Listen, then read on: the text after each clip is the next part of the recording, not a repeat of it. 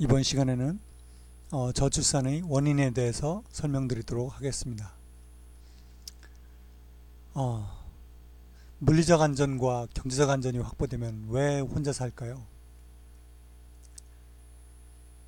인간은 행복할 것으로 기대되는 방향으로 움직입니다. 이 사람이 차를 운전하고 가는데 어떠한 사람도 이쪽 낭떠러지로 운전하지 않습니다. 이쪽으로 가면 떨어져서 불행해지기 때문에 그렇죠. 누구든지 여기서 좌회전을 해서 이쪽으로 가게 되겠죠. 이와 같이 인간은 행복할 것으로 기대되는 방향으로 움직입니다. 그럼 인간은 어떻게 행복을 느낄까요?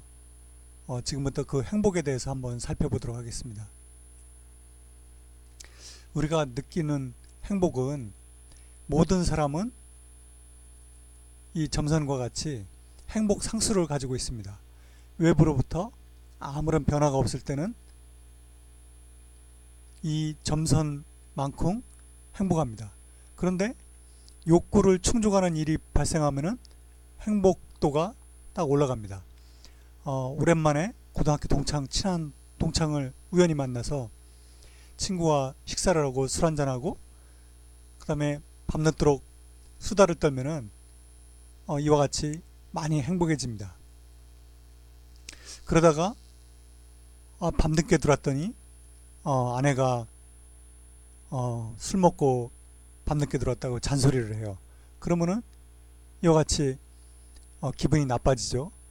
그렇지만 또 그 다음날 또 잠에서 깨면은 시간이 지나면은 이와 같이 또 점선 본인의 행복 상수 쪽으로 수렴을 합니다.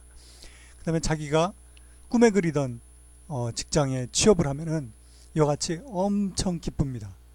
그러다가 이것도 한 6개월 정도 지나면은 자기가 정말로 좋은 직장에 다니는지 아닌지 전혀 느끼지 못할 정도로 다시 그런 행복감은 사라지고 다시 이 점선 자신의 행복 상수만큼 쪽으로 수렴을 합니다. 이렇게 취업을 해서 이제 차를 샀는데 그 차로 사고가 났어요. 그럼 또 이와 같이 그 기분이 엄청 나쁘겠죠. 그러다가 퇴원을 하고 그 병원비 그 다음에 부서진 차 수리비 다 갚을 때쯤에는 다시 또 멀쩡해져서 그런 불행감은 다 또 사라집니다.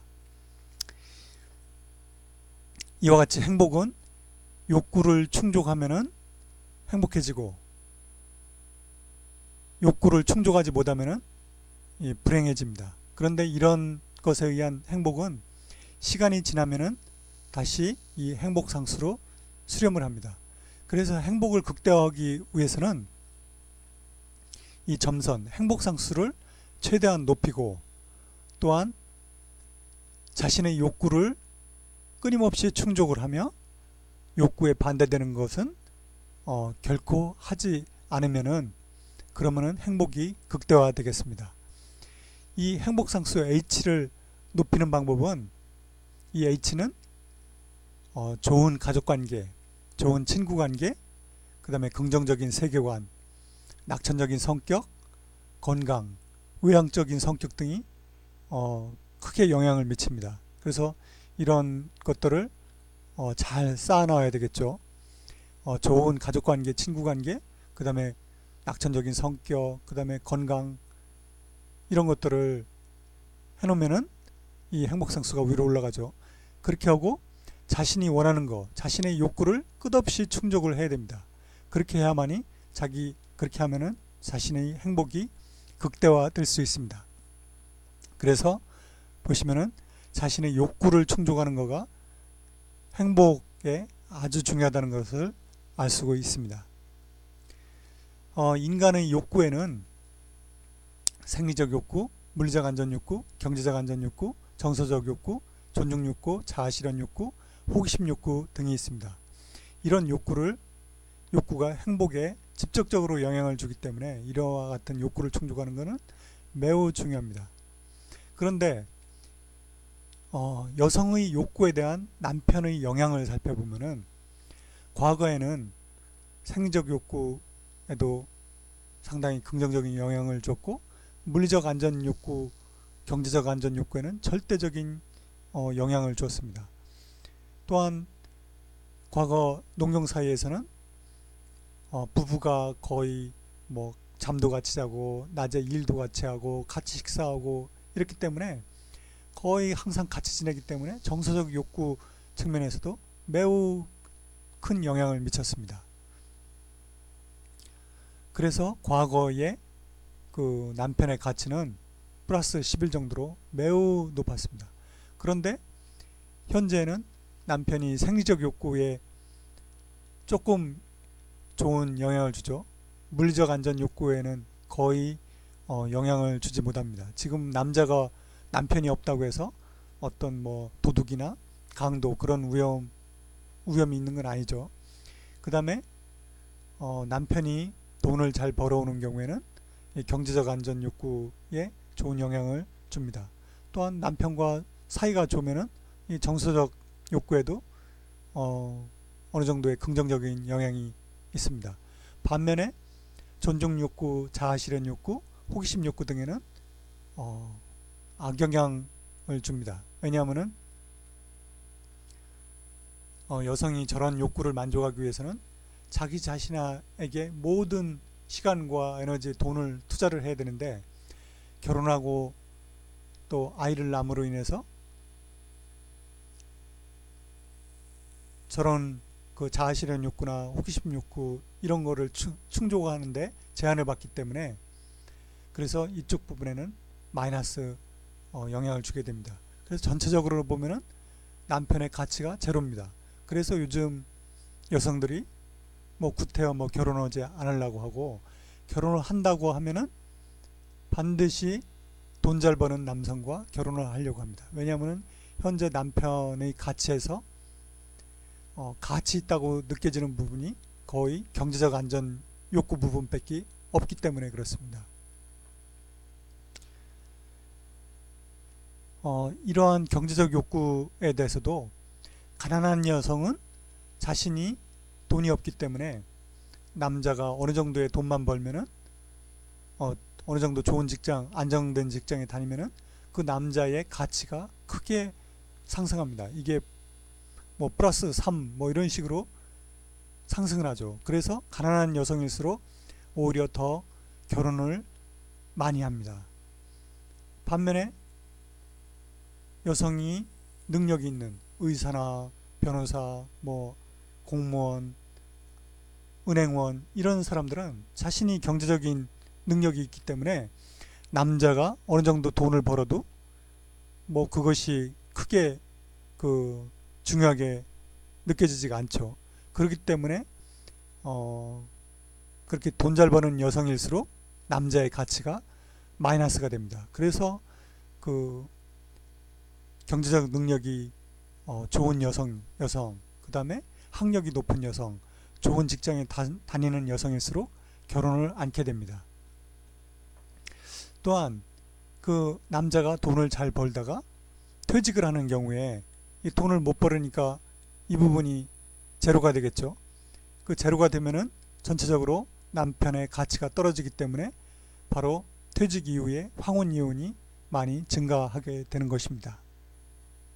이번에는 여성의 욕구에 대한 자녀의 영향을 살펴보도록 하겠습니다. 자녀의 영향에서 그 아들의 영향을 보면은 과거에는 그 물리적 안전 욕구, 경제적 안전 욕구, 정서적 욕구에 아주 긍정적인 영향을 줬습니다. 그래서 과거에 아들의 가치는 플러스 9 정도가 됐습니다. 반면에 딸은 아들만큼은 안 돼서 약 한 2에서 3 정도 됐을 거로 생각을 합니다. 그래서 과거에는 기필코 아들을 낳으려고 했습니다. 근데 요즘에는 아들을 전혀 뭐 낳아도 별로 좋아하지 않죠. 현재 아들의 가치를 보면은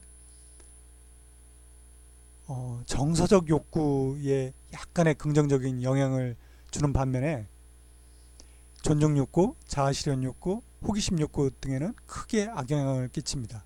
그래서 아들의 가치는 현재 마이너스 5 정도 됩니다. 딸은 아들보다는 조금 나아서 한 마이너스 2 정도 됩니다. 그래서 요즘에는 아들 낳아봤자 별로 축하한다는 말을 별로 하지 않죠. 그럼 왜 물리적 안전과 경제적 안전이 확보되면 혼자 사는가? 그 이유는 물리적 안전과 경제적 안전이 확보된 사이에서는 남편과 자녀의 가치가 매우 낮기 때문입니다. 과거에는 물리적 안전이 확보되지 않은 사이에서는 이 안전 부분의 가치가 컸는데 사회적으로 사이가 안전해짐으로 인해서 이 부분의 가치가 거의 제로로 떨어지게 된 거죠. 그래서 물리적 안전과 경제적 안전이 확보된 사이에서는 남편과 자녀의 가치가 매우 낮습니다. 그렇기 때문에 구태여 가치 없는 남편과 살 필요가 없기 때문에 결혼을 않게 되는 거고, 또 자녀의 가치가 낮기 때문에 구태여 아이를 낳으려고 하지 않는 것이죠. 아이를 왜 안 낳는가? 과거에 비해서 출산과 양육 부담은 현저하게 감소했습니다. 현재 남아있는 그 양육 부담이라고, 출산과 양육 부담이라고 한다면은 9개월 동안 임신하는 거, 출산하는 고통, 그 다음에 아기가 깐난쟁이일 때 그 밤에 그 아이를 데리고 자는 거, 그 다음에 아이가 뭐 유치원 데려다주고 그 먹을 거 챙겨주고, 그 정도죠. 과거에 비하면은 아주 현저하게 그 출산과 양육 부담이 감소했습니다. 그럼에도 불구하고 아이를 안 낳는 것은, 과거에는 아들의 가치가 이와 같이 매우 높았으나 현재는 마이너스이기 때문에 그렇습니다. 아무리 출산과 양육 부담을 낮춰줘도 현재 매년 약, 올해 같은 경우는 약 한 27조 정도의 돈을 저출산 예산에 쓰고 있는데, 그럼에도 불구하고 출산율이 오르지 않는 것은 이 출산 양육 부담을 아무리 낮춰도 자녀의 가치가 마이너스이기 때문에 그렇습니다. 그래서 현재 그 저출산 대책도 출산과 양육 부담을 낮추는 데 초점을 두어야 되는 것이 아니라 자녀의 가치를 높이는 데 두어야만이 출산율이 오르게 됩니다.